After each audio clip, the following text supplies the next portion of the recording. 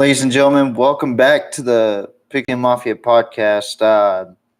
I kind of want to start early without the theme right now because there's a sad situation going on in Virginia, the college in Virginia, University of Virginia. Um, so, if nobody knows what happened, November 13th of this year, there was a mass shooting occurring in Charlottesville, Virginia, which is in the University of Virginia. And for football purposes, the shooting ended up killing three players of Virginia. Those guys' names are Lavelle Davis Jr., Deshaun Perry, and Devin Chandler. Completely heartbreaking for a football team, and um, another player and another student were actually shot. Mike Hollins was actually shot, but ended up surviving the ordeal. But those three young men, they passed away through. Well, they were murdered. They were murdered in that situation, and the university did a good thing. They're not going to play against Coastal Carolina this weekend. The suspected shooter is former Virginia football player Christopher Darnell Jones Jr., who was arrested by police Monday. Jones denied bail during a court hearing this past Wednesday. He's going to face 3 counts of second-degree murder, 2 counts of malicious wounding, and additional gun-related charges. Jones did not enter a plea Wednesday. Appearing by a video link from jail, Jones told Albemarle General District Court Judge Kenneth Andrews Nealon he plans to hire an attorney, but the judge appointed a public defender to represent him for the time being. With what's going on around the world, or really in the United States, more importantly, I gotta say this is a very sad situation. 3 athletes that really could have done something with their lives. It may have not been football. It could have been something else in life, And the team's hurting right now. I mean, yeah, despite the record, despite everything, what's going on with Virginia football, this is more important than winning and losing. This is life and death, And you got players that have lost three teammates, and it fucking sucks, I feel for those guys. I feel for the team, and shout out to the ACC for acknowledging this and representing those 3 gentlemen who passed away. It's sad, and Coastal Carolina also came and expressed their support to Virginia, and they ultimately canceled the game. There's no decision based off of the Virginia Tech game. I could imagine that it could go either way. They'll represent their team very well, or they'll just give them the respect and not play each other this year for this rivalry. It's a terrible situation. It doesn't matter where you're at, where you're from. Earlier this year, Uvalde, Texas, that's another situation that was horrifying, and that had nothing to do with athletics. That had to do with kids dying. Anybody dying in a school shooting or any type of shooting is bad, and it's a sad situation, but I hope that justice is served uh, for those guys. From what I've seen, from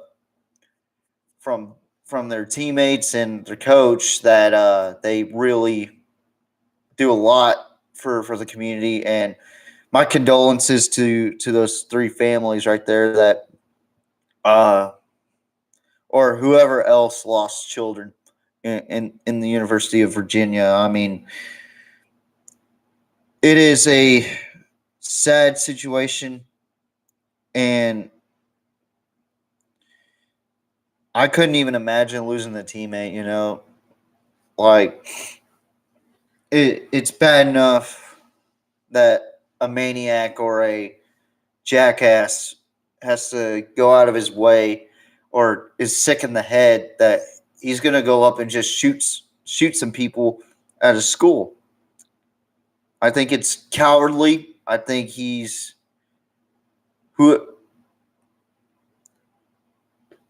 I think that the suspect is a coward. I think whoever shoots at a school is a coward. I think whoever supports that school shooting, which there should be no people, not one person supporting that decision by that idiot. Um, but my thing is this: like, if he's a former player and he's going around shooting current players, that tells me that he did not get what he wanted from the University of Virginia. Maybe a starting role that he got, or maybe he got kicked out due to drugs, or I don't know what his situation is. I'm not the judge. I'm not the bearer, or I'm not anything. I'm just the guy that reports this. I don't want to talk about this. I really don't. But it needs to be talked about on here because it's real life, and we can't just be happy daily people when certain situations like this happens. It is unavoidable to not talk about, and my condolences to that family or those families that has to endure that they lost a son. um it's it sucks, it's painful, and I hope everybody goes through this strong for the University of Virginia. Um, I hope that they get represented well, and it's just like Utah with Ty Jordan and the other person that I can't think of right now, but their teammates represented them well. They're 8-2 this year. I hope for the same goes for Virginia. They have much success next year, even though they're not having the best season. And yeah, it's a terrible thing to talk about, man. I get so worked up about this because those are young men, younger than me. They're uh, I don't usually talk about guys that are younger than me. I don't like to talk about that, but those guys had a bright future, whether it be the NFL or the XFL or USFL or whatever other profession they decided to choose. They had a bright future in that, whether it be engineering or whatever is big over there in Virginia as far as good workforce, and it's a very, very tough situation to talk about, and it is terrible.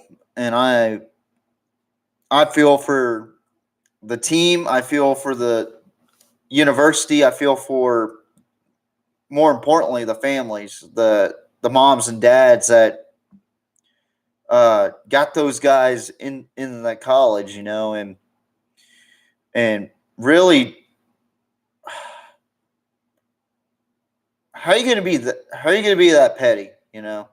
I don't know if he did it out of spite because he lost his starting spot or whatever, but that doesn't make you right, regardless. Like, why would you even go up to a school and shoot anyway? I mean, it's getting ridiculous. And I'm going to say this right now. I think that in my opinion, I think schools should be strapped. I think they should be strapped. Well, why, TJ? Why do you think they should be strapped? Because situations like this should not happen. If there's security there, if there's teachers that are trained well and not lazily on how to protect their students, themselves, and everybody around them, and this goes for from elementary school up to the collegiate level. I think teachers should be able to carry. It doesn't matter what state you're in, they need to be carried. Because at the end of the day, how are you gonna defend against school shootings? It's not going to be gun control. I can tell you that right now. Gun control is not going to stop that. They're going to find ways to illegally pack and still kill innocents. Stop being fucking stupid. And just do something to where it's not going to have children dead in Uvalde, Texas, or Sandy Hook, or anywhere else, And I am so sick and tired of a particular side of this.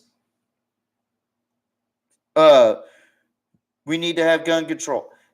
Y'all are fucking idiots. I'm going to say that right now.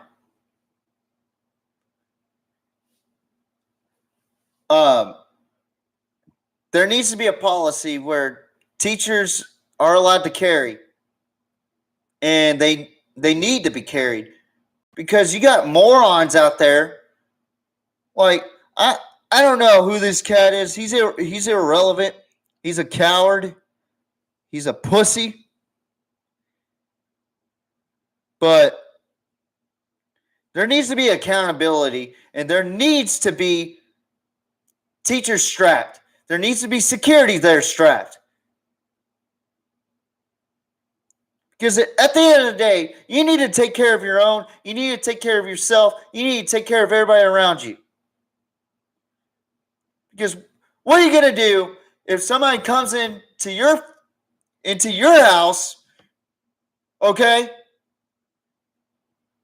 and they got a fucking 12 gauge, and you got what do you have? Fucking pencils, scissors. What do you got? You don't got a fucking thing. And without good security at these schools, shit like this wouldn't happen.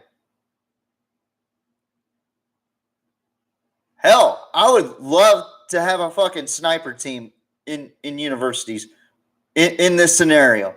If they hear there's going to be an active shooter, I know it's imminent or immediate reaction, but we just got to do something, man. This is bullshit.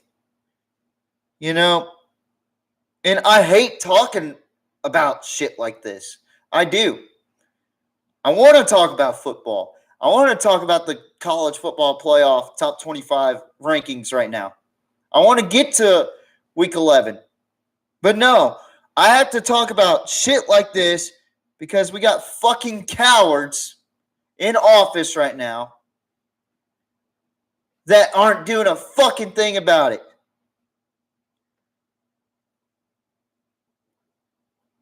And not only that, there's no security. Where's the fucking security around? Give me a fucking break. 3 young men died with potential. 21 babies in Uvalde, Texas died. And y'all want to enforce gun control. Fuck you. Fuck you. I don't care if you cancel me out. But I'm very passionate about this shit. Once it comes to schools, once it comes to athletics, Uvalde is another reason why I'm angry. Because shit like this happens and people want to enforce gun control. And really, I haven't heard a whole lot about this. Just on the football side, just 3 Virginia Cavaliers died. I mean, it sucks. It sucks to talk about this shit. And I don't want to talk about this shit. I really don't. Like, it brings my vibe down and pisses me off because we're not doing a fucking thing. But I will say the police did a good job detaining the suspect. And I hope he gets justice. Or I hope those 3 men get justice and that motherfucker goes in jail or prison. 3 young men who had potential to do something. And we're just letting it slide. We don't need to be strapped. We need to be gun control. Fuck you.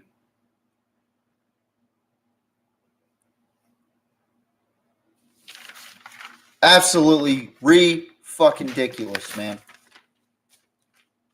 And those of y'all that want gun control, go somewhere else with that shit because I'm not having gun control in the state of Texas or in the United States. I love this country enough to express my feelings, and I'm doing it now.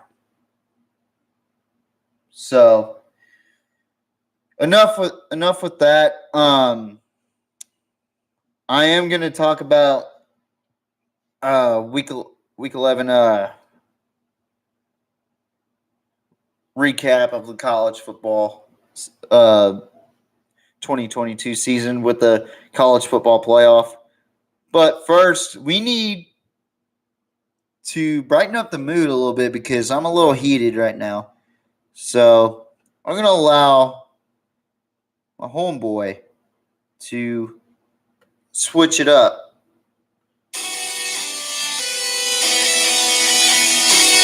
All right, I'm feeling a little better.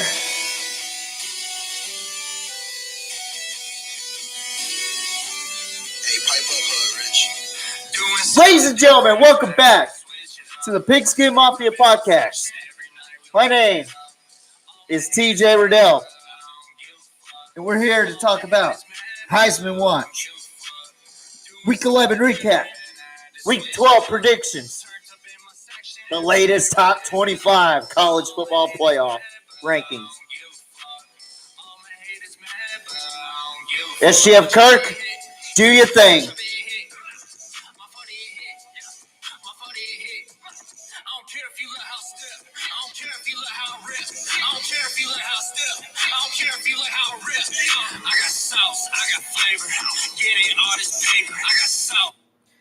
All right.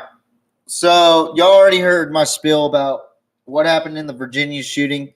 I don't need to talk about it anymore. I might get Caleb's input on that tomorrow. So stay tuned. And by the way, y'all might see a different version of me tomorrow. It might scare y'all. For those on Facebook, y'all know. But anyway, so we're going to talk about last week's top 25 rankings. And There was quite a few upsets in this week, and I'm a little PO'd about one game that our offense didn't show up, but I'll talk about that here shortly. But first, we're going to talk about the number one team in the country. We're going to talk about the Georgia Bulldogs. They looked pretty damn good against a very tough Mississippi State team. They go on to win it 45-19. It was quite an impressive game for McConkey, who had one carry, 70-yard rush with a touchdown. Stetson Bennett, 25 for 37, 289, 3 touchdowns, and he threw 2 interceptions. Will Rogers, 29 for 51. You know, Mike Leach likes to throw the ball a bit, so wear out that arm, kid. 261 passing yards, 1 touchdown, no interceptions. Good for him. I will say this. Georgia is by far the best team in the country right now. If you haven't noticed.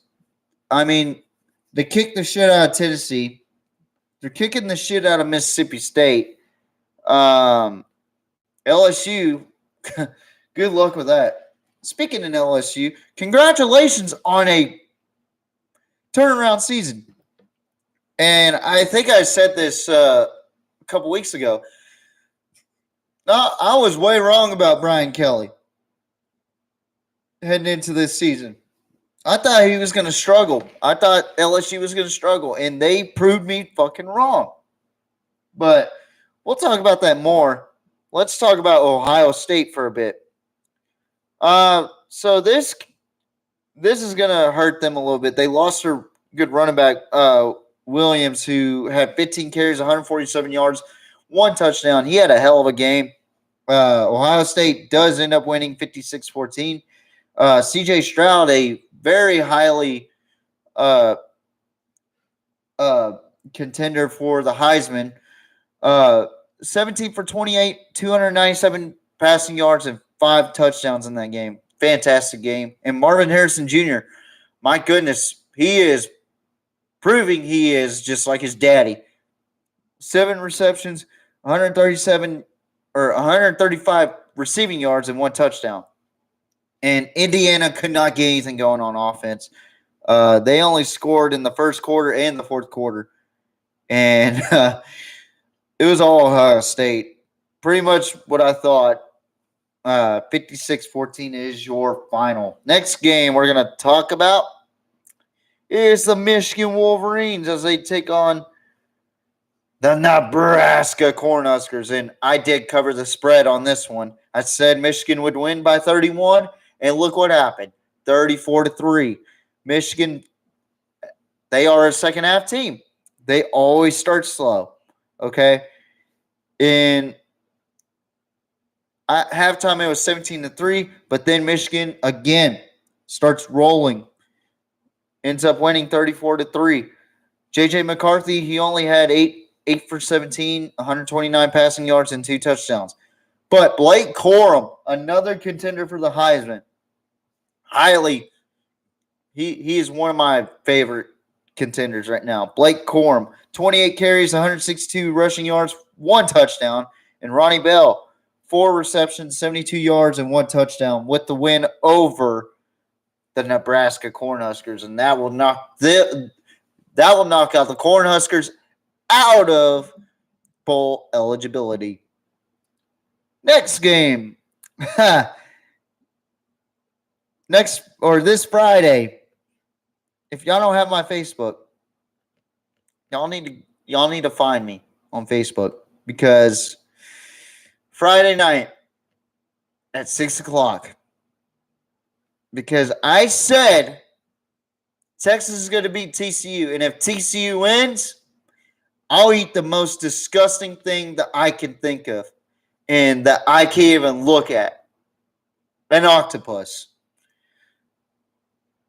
TCU wins 17-10. Great defensive battle between these two teams.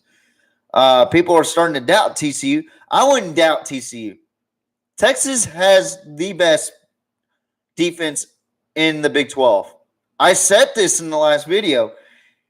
I said it was going to be a close game.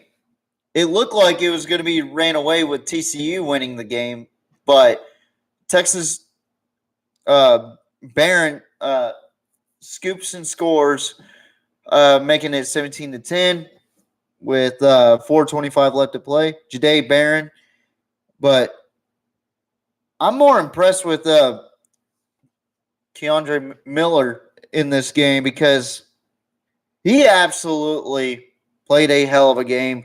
21 carries, 138 rushing yards, and 1 touchdown. And Quentin Johnston with 3 receptions, 66 yards, and 1 touchdown when he was questionable in this game. Jordan Whittington had a hell of a game. 6 receptions, 78 yards. Quinn Ewers, I don't know what's going on with that cat. I don't know what's happening to him. Ever since the Iowa State game, he's had a really bad funk. And he's thrown 17 for 39, 171 yards, and 1 interception. He threw a ugly interception to Xavier Worthy. And I don't know what's going on with Worthy either because he's just not himself right now. I don't know what the hell's going on with him. But Max Duggan could not get anything going offensively. 19 for 29, 124 passing yards, and 1 touchdown. But I got to say, Miller is the real deal. And I didn't think he would get 100 over our defense. Nobody has gotten over 100 against our defense until now. But, man, TCU is for real. And I'd watch out if I'm Michigan or Ohio State or even Tennessee because TCU, they're a bunch of dogs in this game or this whole season. They have been dogs this season. Next game is a game that I put over 35. Tennessee wins 66-24. I was kind of close, but a little bit short. But it started off a pretty damn good game, 28-17 at the half, and then all of a sudden, Missouri strikes with a 38-yard touchdown reception pass, a pass from Brady Cook to Dominic Lovett, and then after that, Tennessee ran away with it like a girl in a country song. 6 scores, 5 touchdowns, and 1 field goal, and making that game 66-24. Hendon Hooker is my favorite to win the Heisman. I think I've pretty much established that before the Alabama game. 25 for 35, 355 passing yards, 3 touchdowns. Cook threw 19 for 32, 217 passing yards, 2 touchdowns. And Cook also ran the ball, 16 carries for 106 rushing yards. Bannister, 7 receptions, 73 yards passing. Sampson had 8 carries, 98 yards, and 1 touchdown. Jalen Hyatt, 7 receptions, 146 receiving yards, and 1 touchdown. I mean, Tennessee, to me, is starting to become a second-half team. I thought they were a complete team up until they played against Georgia, and I guess they got smacked in the mouth a little bit, so they got to recapture that, you know. But Tennessee with a good win, I think. I think this is a good win, and Missouri's not a bad team either. Despite their record, I don't think they're a bad team. They still have a chance to be bowl eligible. But the Tigers do get the win. Or, I'm sorry, the Vols get the win, 66-24. Next game is our first upset of the week. Not flying so high anymore.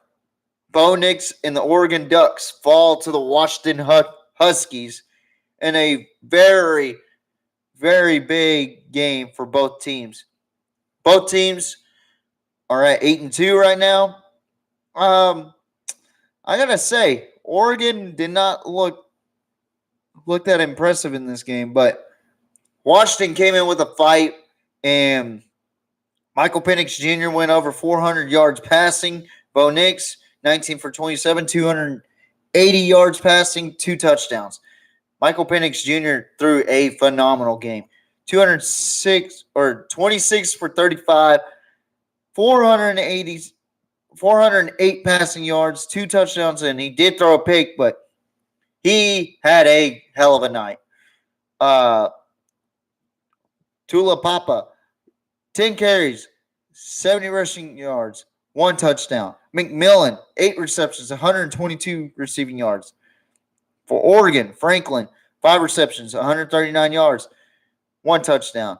Irving, 19 carries, 143 yards. So this was a Pac-12 classic, but Washington ends up getting the win with a last-minute field goal, literally last minute, with 51 seconds left to play, 43 yards from Peyton Henry, 37-34.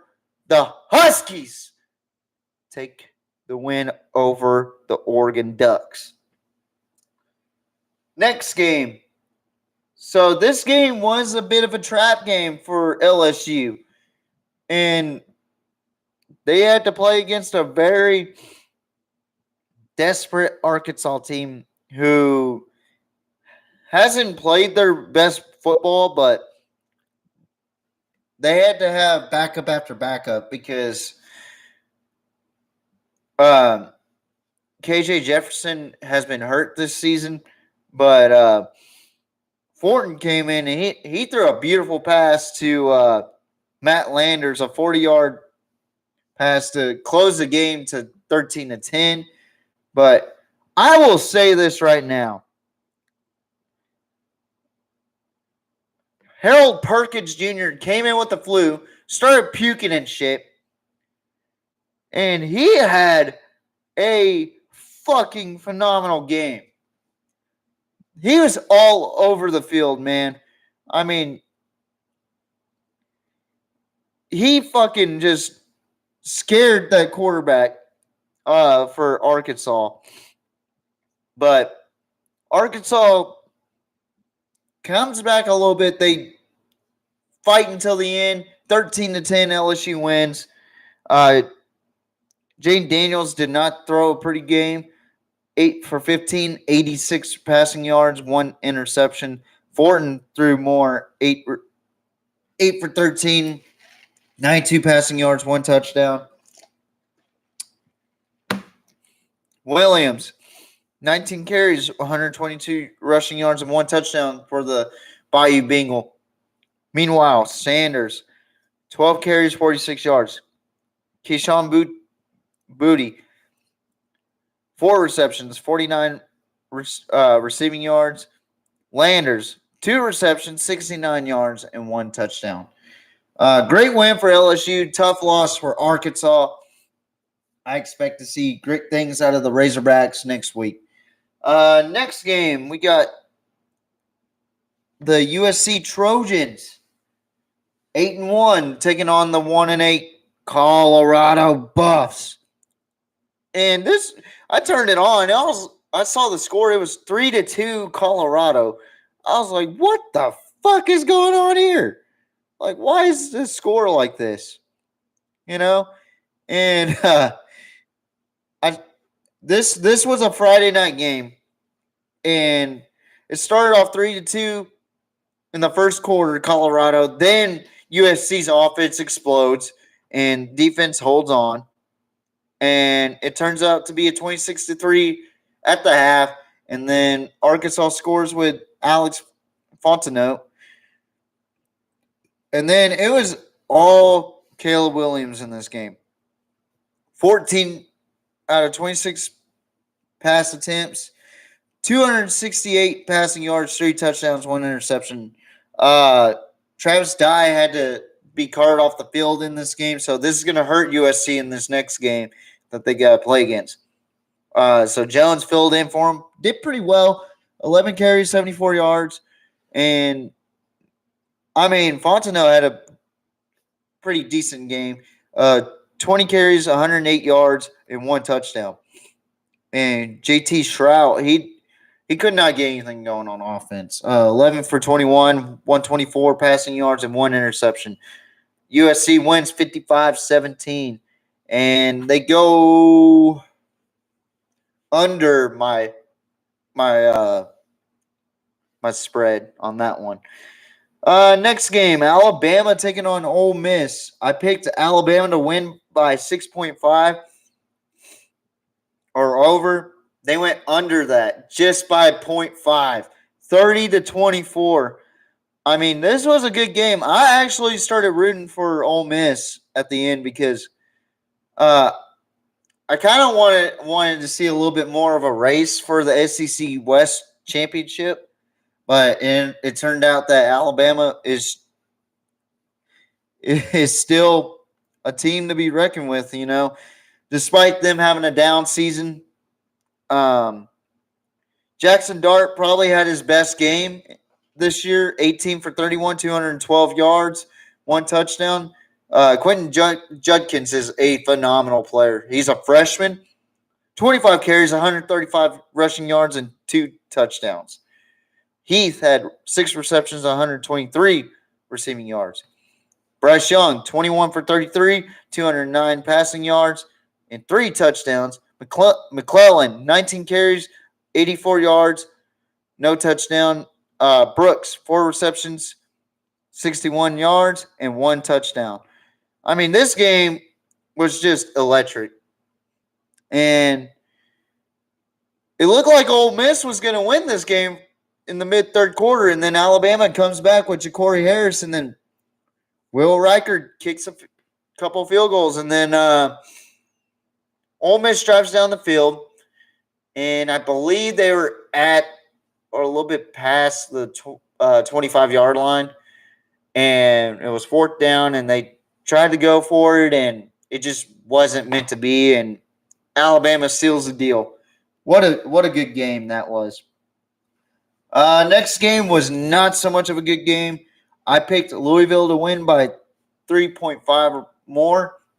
I kind of made a shitty pick on this one based off of the performance from Clemson. Clemson wins 31-16. They move on to 9-1.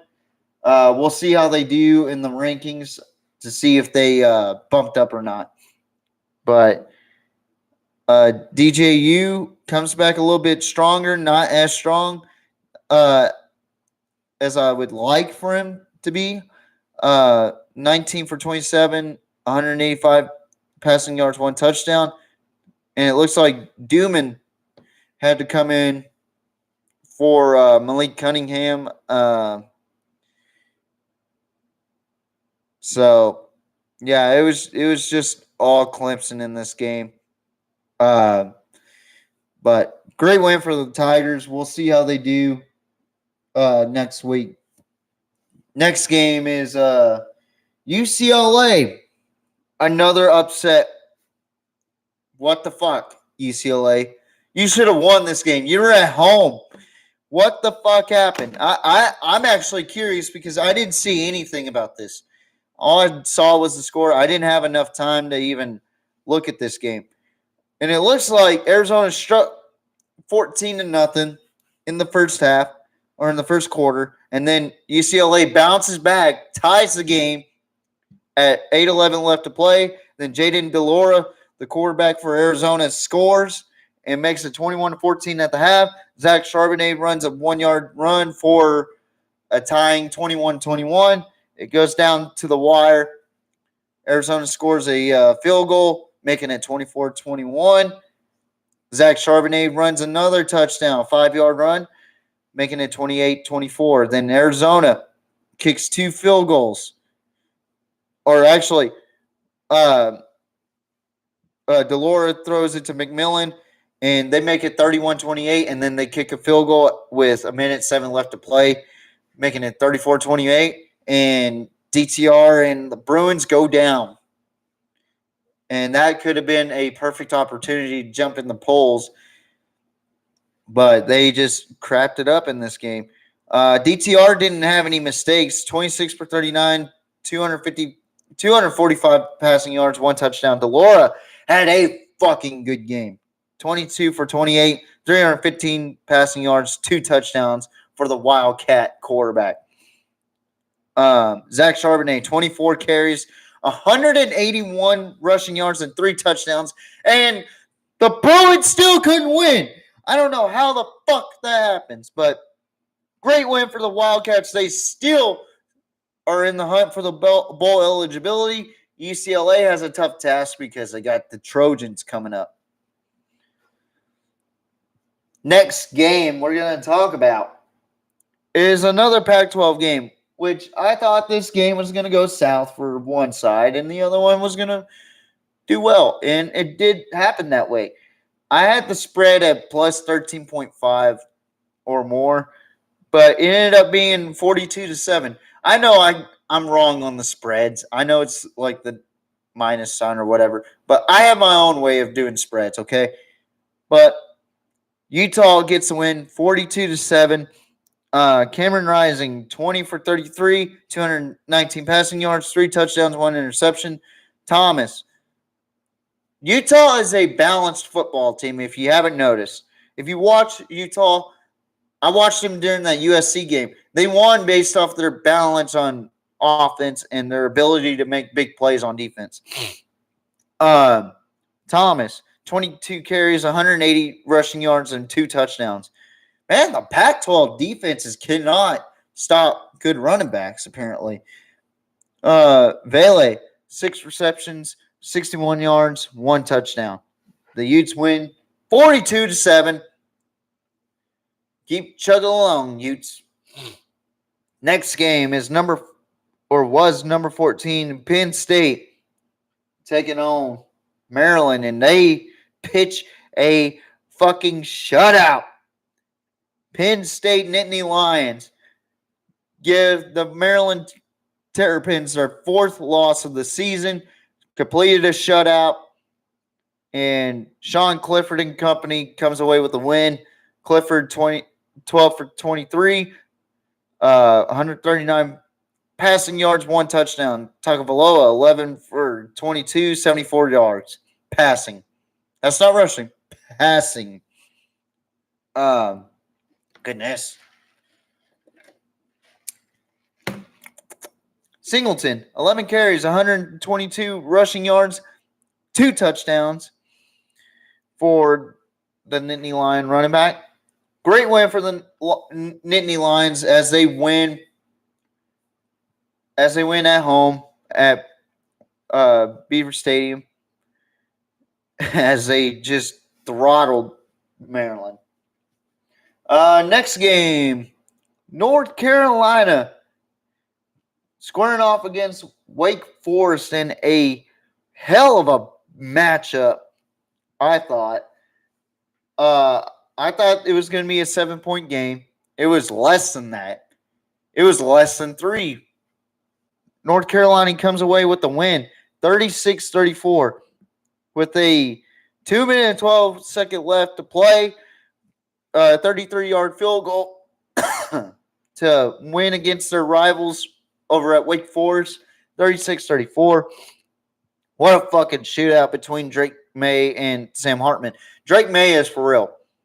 31 for 49, 448 passing yards, 3 touchdowns. Sam Hartman, 18 for 31, 320 passing yards, 4 touchdowns, and 1 interception.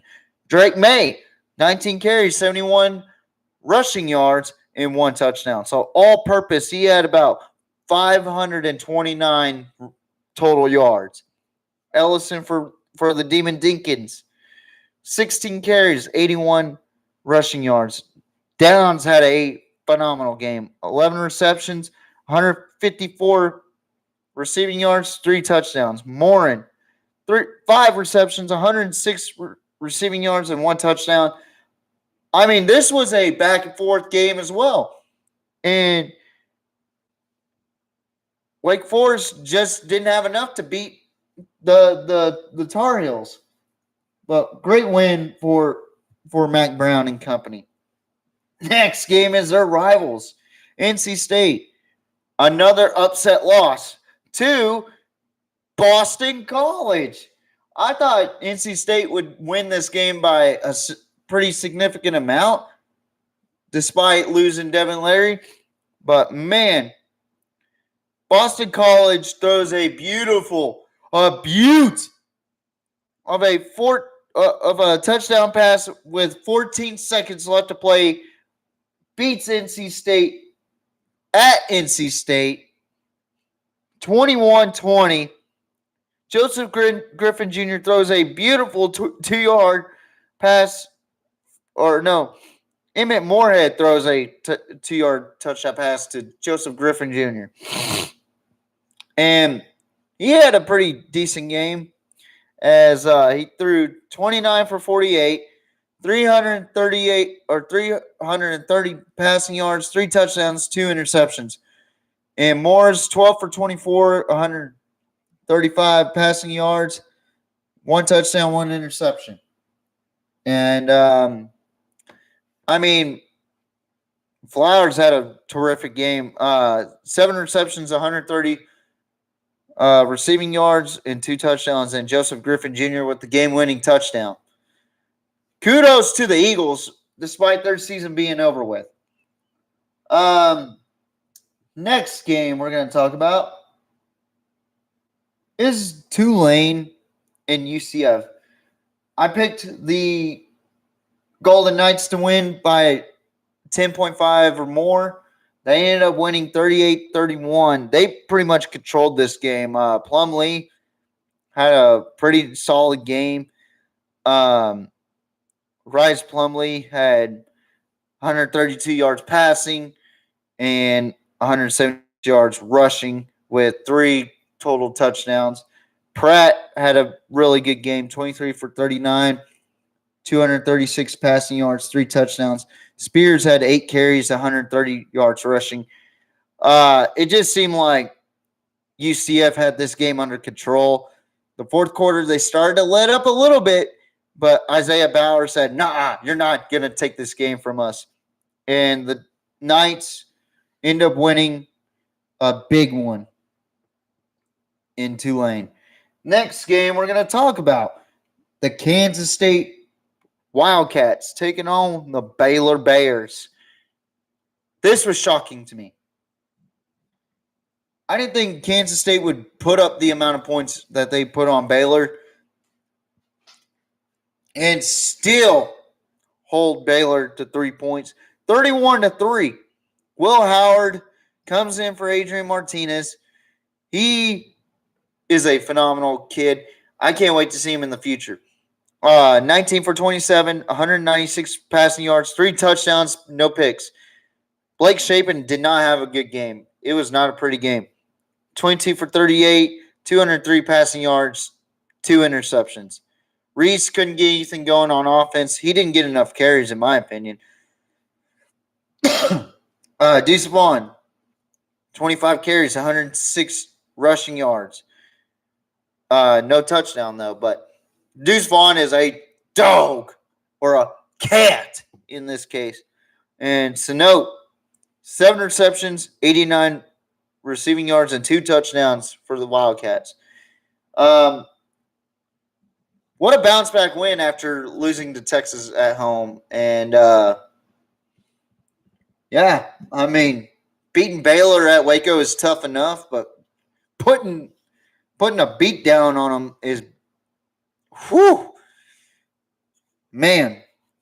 Might want to watch out for Kansas State in the next several games because they could be going to the Big 12 championship after that Texas loss to or after Texas losing to TCU. But next game we're going to talk about was a very surprising contest. Notre Dame taking on Navy, my branch in the military. Navy really puts a fight to Notre Dame, but Notre Dame comes away with the victory. It looked like Notre Dame was going to run away with this game. Then Navy just started coming back. They said anchors away. Minute 21 left to play.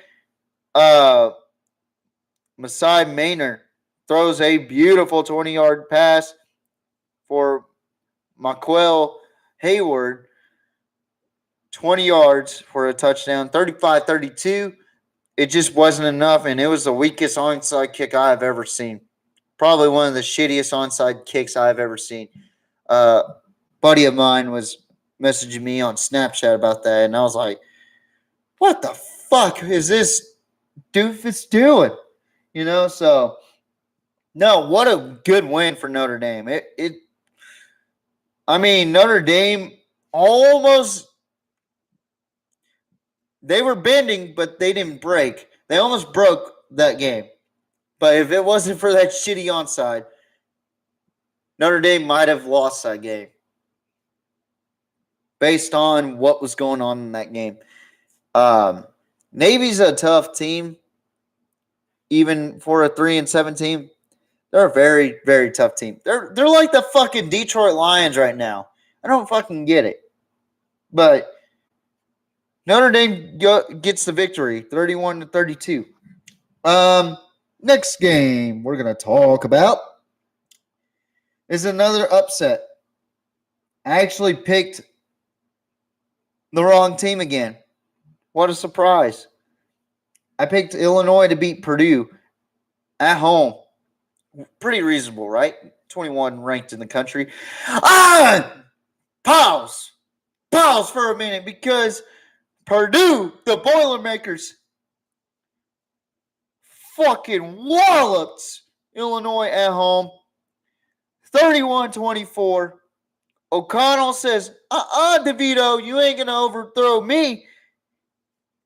25 for 40, 237 passing yards, 3 touchdowns, 1 interception.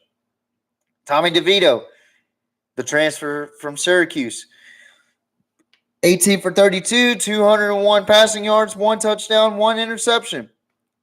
Mokabe, 28 carries, 106 rushing yards, 1 touchdown. Brown, 23 carries, 98 yards, 2 touchdowns. One of the best running backs in the country, by the way. Coming up. Sheffield, 6 receptions, 172 receiving yards. Hightower for the Illini, 5 receptions, 89 yards, 1 touchdown. Purdue pretty much won this game by the time they kicked the field goal, 31-21. It was a good game up until the very last end, and it was just too late for Illinois to try to win this game, so they ended up just kicking a field goal to make it safe. They tried to go for an onside, and they just couldn't get it. So the Boilermakers pull away with the upset over the Fighting Illini. Next game.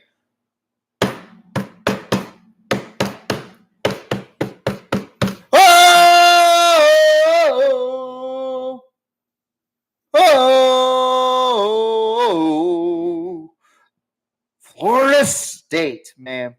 I fucking love Florida State this year. Why? Because there's a lot of doubt creeping into Tallahassee. There's a lot of doubt about this Seminole team going against LSU. They beat LSU. Okay? And they put the fight to Clemson. Florida State wins this game against a team that shouldn't have lost to Florida State. 38-3. I picked Florida State to win this game, and I came out successful. The spread, though, 3.5. They won by 35. So, yeah, what a fucking good game for Florida State, man. They really just put it on Syracuse's defense and offense. Could not get anything going for Syracuse. Schrader only had 65 passing yards. Meanwhile, Jordan Travis had 21 for 23. Damn near perfect completion and attempts. 155 passing yards. 3 tutties for a touchdown. You know, the Noles, come away with the victory, 38-3. And last game we're going to talk about. What the fuck happened in this game? I seriously don't know what the fuck happened to Kentucky against Vanderbilt. But Vanderbilt upsets and shocks Kentucky at Lexington, by the way. 24-21, snaps a 26-game SEC losing streak for Vanderbilt. 26-game SEC losing streak. And they were able to snap that. It was a pretty tightly contested battle for Vanderbilt and Kentucky in this game, though. It was back and forth. Vanderbilt just came out to play. Will Levis did not look good. He has not looked good this season, in my opinion. His draft stock's kind of going down, in my opinion. I'll talk to Caleb about that more once the season ends and once we get closer to our draft special. But Wright with 12 for 23, 184 passing yards, 1 touchdown, 1 interception. Davis, 26 carries, 129 rushing yards, 1 touchdown for the Commodores offense. Shepard, 5 receptions, 88 receiving yards, 1 touchdown. Chris Rodriguez had a good game. I don't know how Kentucky lost this game besides the passing offense for Kentucky just has been ridiculously shit in the last several games. Chris Rodriguez, 18 carries, 162 rushing yards, and 2 touchdowns. 18 carries. He needs more, apparently, because Kentucky's offense is slowly starting to look like Texas right now. And I hate to say that. But good win for the Commodores. And that concludes Week 11 recap. Now, I'm going to talk about my Heisman watch for this week. Last week I had Hendon Hooker at 1, CJ Stroud at 2, Blake Corum at 3, Drake May at 4, Caleb Williams at 5, and then my dark horse was going to be Bijan Robinson, but he did not have a good game. He didn't get enough carries. He didn't get enough anything in the last game, and I'm pretty bummed out about that. But we're going to move on to this week, and staying at number 1 through 4, Hendon Hooker at 1. Number 2, CJ Stroud. Number 3, Blake Corum. Number 4, Drake May. And number 5, I think this guy really deserves it. He's not being talked about a whole lot. He's really putting in the work over there in Fort Worth. I'm putting Max Duggan as number 5. He is a very, very tough talent to face against. He didn't have his best game against Texas, but he rightly deserves to be at that number 5 spot. And my dark horse is Bo Nix. Bo Nix just as well deserves to be at that number 5 spot. But I think there's like a huge gap between 1 through 4 and 5 through the rest of the contenders. I think 1 through 4 is going to come down to the wire because Hendon Hooker is playing really good football. CJ Stroud's playing really good technique football. Blake Corum is just running all over the fucking defenses. And then Drake May is the guy that everybody's like, who the hell is that guy? He doesn't belong here until he shows you. He fucking proves it. And I'm really impressed with Drake May. Who knows? Next week I might bump him up. Depending on how he does in this next game that he's going to play against. But we're going to go through Week 12 pretty fast because we're hitting that hour. I want to try to get this done within an hour and 30 minutes, maybe less. So let's go ahead and get started. Week 12. predictions for TJ Riddell. And this is going to be new top 25 rankings, the latest top 25 rankings in the college football playoff ranking. Number 1, the Georgia Bulldogs take on the Kentucky Wildcats, who just got beat by Vanderbilt. Give me Georgia plus 20 points in this game. Ohio State at number 2, squaring off against the Maryland Terrapins, who got shut out by Penn State at Penn State. Pretty reasonable. Give me Ohio State plus 27.5. Number 3, Michigan, squaring off against Illinois, who just got dropped out of the latest top 25 rankings. Might be a very interesting matchup for Michigan and a tougher opponent than what Ohio State has. I could be wrong. Maryland might bring the fight to Ohio State, but in the past, excuse me, they have not. Give me Michigan plus 13.5. Number 4, TCU, Home Frogs. So 1 through 4 has not changed. TCU will travel to Waco to take on the Baylor Bears as they just come off of a humiliating loss at home against the Kansas State Wildcats. Give me TCU plus 9.5. So maybe a 10-point spread against the Baylor Bears. Number 5, Hendon Hooker and the Tennessee Volunteers look to watch over the Michigan and Ohio State game in the next couple weeks, or actually next week, as Tennessee, the 10IC, take on the South Carolina Gamecocks, where they have overrated Spencer Rattler.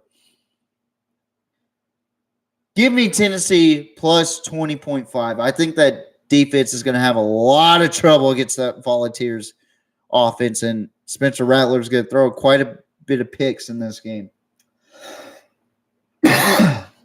Number 6, who's moving up? Because Oregon did lose. LSU Tigers. Go Tigers. They take on a very difficult team to judge,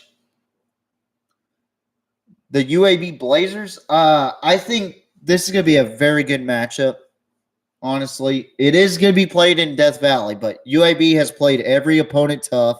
They haven't lost more than by 10 points, I believe, this season. Give me LSU plus 6.5 just to be on the safe bet. LSU might blow them out. Who knows? But USC taking on UCLA. This is a must-win situation for USC. They have to win this game for sure in order to jump LSU and possibly jump Tennessee. And whoever loses first out of TCU, Michigan, and Ohio State, because I don't think Georgia's going to lose.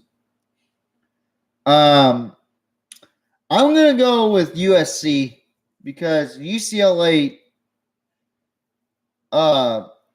they might have trouble against those wide receivers for USC. It's going to be a good shootout between USC and UCLA. It might come down to the wire, but on the safe bet, I'm going with USC plus 9.5, so about a 10-point spread on that one. Next game, moving on up, Alabama at number 8. I would say their playoffs is over with, but they're at number 8. The committee loves them. As they take on Austin Peay, who's 7-3 in the FCS level. Give me Alabama plus 35. I think they're going to blow them out. But if Nick Saban comes on here one day and goes, why the hell did you put Austin P or Alabama over Austin P plus 35. You don't know how the hell they're going to play, but we'll see. Next game, number 9, who jumps from the number 10 spot to number 9, is the Clemson Tigers. 9-1. They square off against the Miami Hurricanes. I'm not real confident about Clemson in this game, but I'm still going to go with them plus 6.5 in this game. I just don't have enough confidence for them to blow Miami out. So I'm going to go with Clemson in a tight defensive battle. Next game, number 10, Utah Utes, who's 8-2. They square off against Oregon as they play in Autzen Stadium after they just lost to Washington in a tough matchup. Now they're 8-2.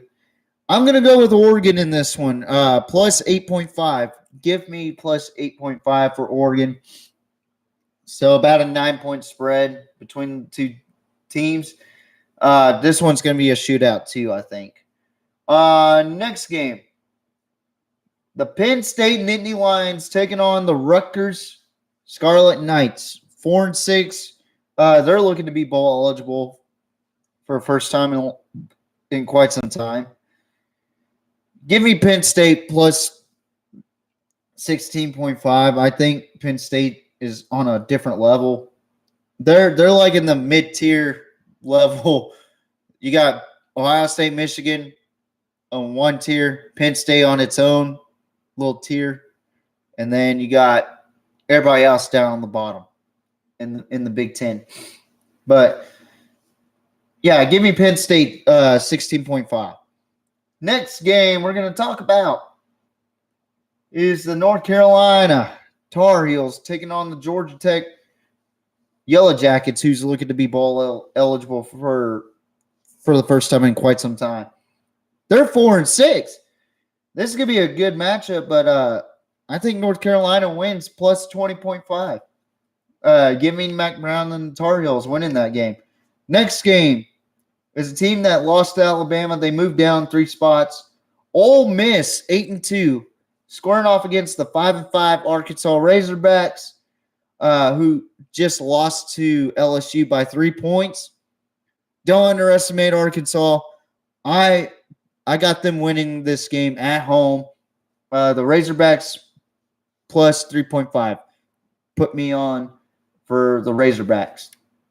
Next game, we got the Kansas State Wildcats, number 15 in the country, 7-3, taking on the West Virginia Mountaineers at home, who's looking to be bowl eligible for the first time in a couple of years or so. Since the good grief, I can't remember when. But anyway, the Mountaineers, they've had some impressive wins. They beat Oklahoma this year. Thank God, by the way.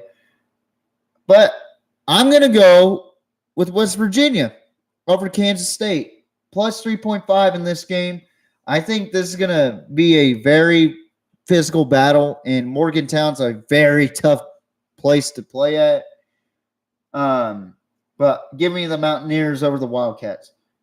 Next game, we're going to go with Washington, who jumped up 8 spots to get to number 17, 8-2, squaring off against the Colorado Buffaloes, who are 1-9 after suffering a big-time loss to USC, 55-17. Give me Washington with a plus 31 score. Next game, Notre Dame, 7-3, who just come off of a close win over Navy. And will square off against Boston College, who pulled off an upset against North Carolina State. I'm going with Notre Dame in this one just to be safe. Plus 13.5 in this game. I think Boston College will bring the heat to Notre Dame, but I think Notre Dame is just too much. I think Notre Dame's a better off team than NC State right now. Next game, the Florida State Seminoles, 7-3. The Tomahawks are throwing in Tallahassee as they square off against the Louisiana Raging Cajuns. Yeah, they go by Louisiana now. They used to be called the Louisiana Lafayette Raging Cajuns, but anyway, they're 5-5. They've had some pretty decent wins and pretty decent losses, so gives me enough convincing to put Florida State as a winner, but plus 6.5. Next game, we're going to talk about the UCF Knights. They used to be Golden, but now they're just the Knights as they take on the Navy Midshipmen. I think there's a lot more talent defensively compared to what Notre Dame has, and Navy's going to have a little bit of trouble against UCF. Give me UCF 13.5 over the Midshipmen. Next game is a very tough game for me. I was very who should I pick? Any, meeny, money, mo.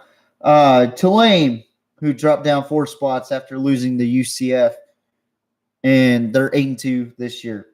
Squaring off against the SMU Mustangs, who have been hitting their stride as of late. But I'm going to go with Tulane at home, plus 3.5. I think Tulane's going to bounce back, and Pratt's going to have a good game against that secondary, and Spears is going to have a well of a game. It's going to be a shootout between Pratt and Tanner Mordecai. It's going to be a good game. I can assure you that. Next game, and look who's joining the college football playoff rankings. Oklahoma State, after 2 weird losses and very uncharacteristic losses, could be bouncing back into the Big 12 title picture as they take on their biggest rivals, the Oklahoma Sooners, who are still looking to be bowl eligible. And they're playing at Norman. And this is a highly big rivalry, Battle of Bedlam. And this is going to be the last. This could be the last game that we get to see the Bedlam series in Norman. So, who's going to bring the heat? Mike Gundy or Brent Venables? This is going to be a good game, but I'm going to go with Oklahoma. Oklahoma State has not been consistent in the last several games. They're too banged up to be even in the top 25, in my opinion. I think this was a reach to put Oklahoma State back into the top 25. But I'm going to go with Oklahoma in this game, bounce back into the bowl eligibility after losing Lincoln Riley this year. Next game is another team just joining the top 25 in the college football playoff. Oregon State, 7-3, squaring off against Arizona State, who's 3-7. Give me Oregon State plus 9.5. Arizona State is at a state right now that we're just trying to look for a new head coach. Oregon State is just talented this season. They are really good. They have a lot of potential to be in that conversation next year for the Pac-12 championship. Next game I'm going to go with is number 24, dropped down 8 spots, North Carolina State, who's 7-3 after losing to Boston College, taking on Louisville, who's 6-4, and possibly trying to get into that top 25 conversation, but they lost pretty bad to Clemson. They're at home. I'm going to go with the Cardinals on this one, plus 3.5. I think it's going to be a better game for Louisville. I think with Larry out, they have a better shot, but I got Louisville winning this game. And the last game before I get to the teams that dropped out of the top 25, number 25, jumping right back into the top 25 for the first time since week 3, I believe, is the Cincinnati Bearcats. They're 8-2, and they'll be traveling to Temple as they take on the Temple Owls, who's 3-7. Give me Cincinnati 16.5. I think they're starting to hit their stride again, and We'll see what happens in the American Conference. I love that conference, by the way. It's a very, very competitive conference. But the three teams that bounced out of the top 25 in the college football playoff, you got my Longhorns. Yeah. Y'all could say it. You fucking suck. Whatever. They were ranked 18th last week. Illinois, who had a shocking loss to Purdue, they were ranked 21. Committee didn't like that. Get the fuck out. Kentucky, who was ranked 24th, could have blown out Vanderbilt, and they stunk it up. So, committee said, get the fuck out of my top 25, motherfucker. But that concludes the PMP Week 11 recap, Week 12 predictions, Heisman watch, top 25 rankings. Now, if you don't know, if you had a hard time looking through the top 25, just go on ESPN. They have the college football playoff rankings right there, and they'll tell you who dropped out, who came in, and whatnot. So this is a good tool. I like to use sometimes the ESPN rankings for college football playoff, and also I like to share it on my social medias too. You can follow me on my Instagram. I post a lot of football stories on my Instagram most of the time. It'll be TJRIDD10_PMP. That stands for Pigskin Mafia Podcast.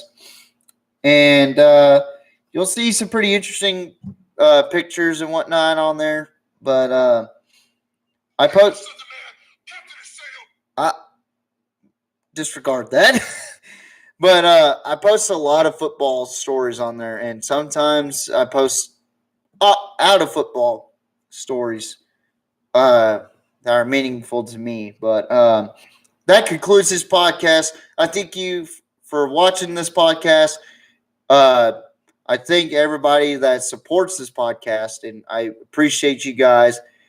Keep hitting that like button. Keep watching, because at the end of the day, we're just trying to make football a better place, and we're trying to make football a positive out of what's going on in reality. We're just trying to make things a lot more fun for football, and we're just trying to be a different platform. We're trying to be somebody's that loves the game of football and not just wearing a suit and tie and just saying stuff. And I'll talk more about this situation about Jeff Saturday tomorrow with Caleb. It's a pretty big topic, and I can't wait to talk about it, because I love to rub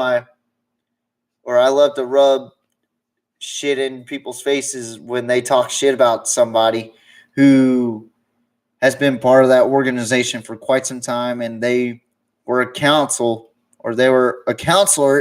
there, and they got the interim head coaching job. It's an interim head coaching job. Who fucking cares, But that's more on tomorrow's podcast, and we'll go over that.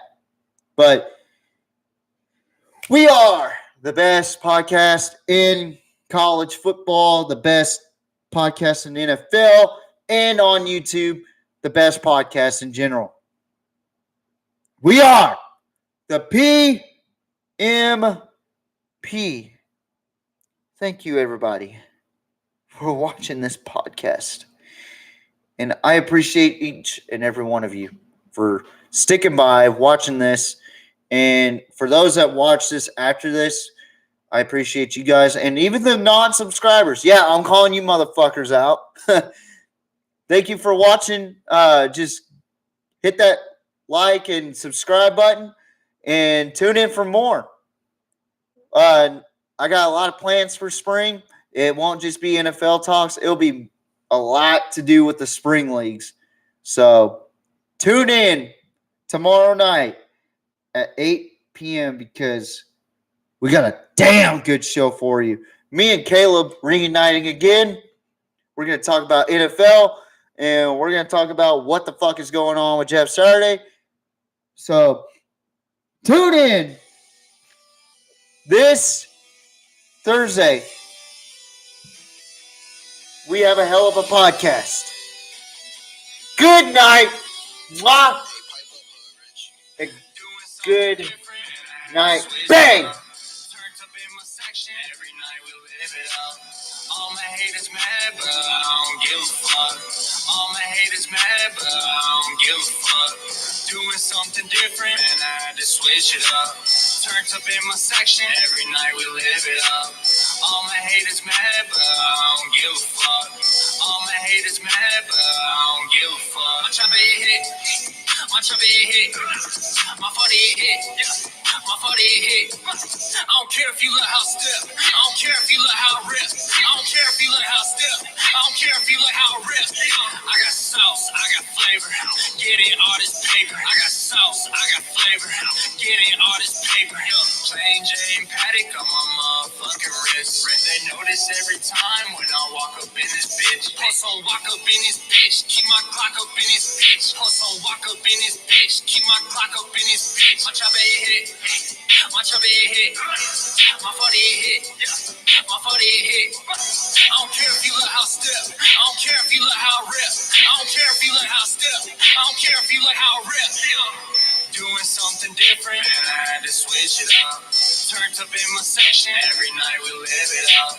All my haters mad, but I don't give a fuck. All my haters mad, but I don't give a fuck.